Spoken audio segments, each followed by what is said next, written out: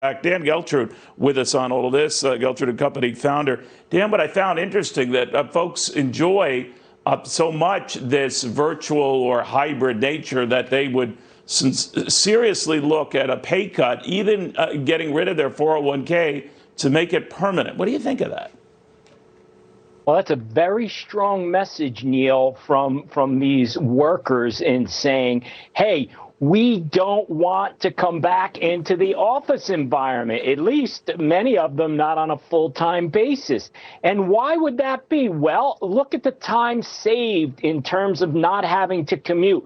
On top of that, the costs related to commuting. And then, of course, there is also childcare issues. So are people able to save that? And then you have the flexibility of when you get up or what hours you work. So I think the message is very, very strong here. And I think employers are going to have to listen. If people are willing to take a pay cut not to go back into the office, well, you better listen. Yeah, they really have to make good on that threat, right? So we'll see what happens. You know, in your industry in particular, I'm talking about the better financial industry, their message seems to be, maybe it's old school, we need everybody back. And we've been hearing it from the likes of Goldman and Morgan Stanley, JP Morgan Chase, all saying pretty much to affirm, get your heinies back. The staying at home thing is over. What do you make of that approach? I've said from the beginning, particularly how hard Jamie Dimon has come out in saying everyone has to come back to work a full-time basis, just the way it was prior to the pandemic. I don't think that's going to work.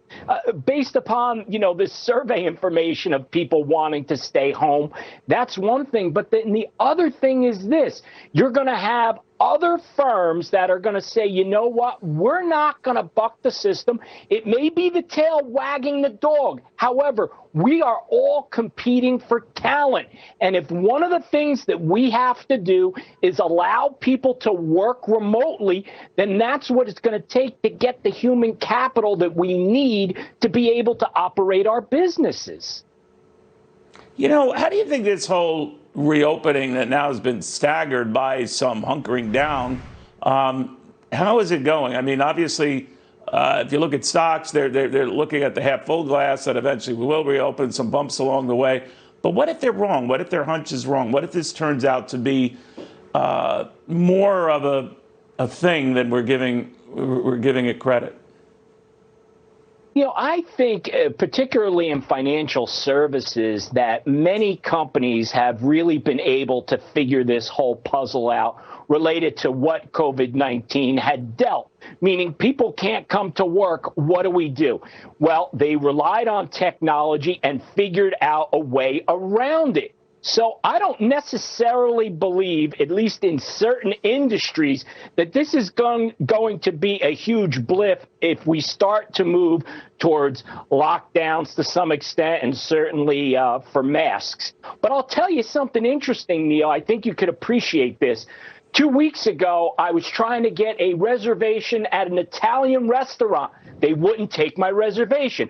Of course, I wouldn't take no for an answer. Ultimately, I got the reservation. I go to the restaurant. It's half empty. Why? Because they can't get the people to serve and to cook. So it is real out there that there's a worker shortage that has to be dealt with. If you're ever in that kind of position, again, Dan, just mention Gasparino's name. He's gotten me right into the Olive Garden, and, he has those connections. So, all right, thank you, my friend. You should not have to suffer that type of indignity. Dan Geltrude, he's a rock star. You will find a table for him.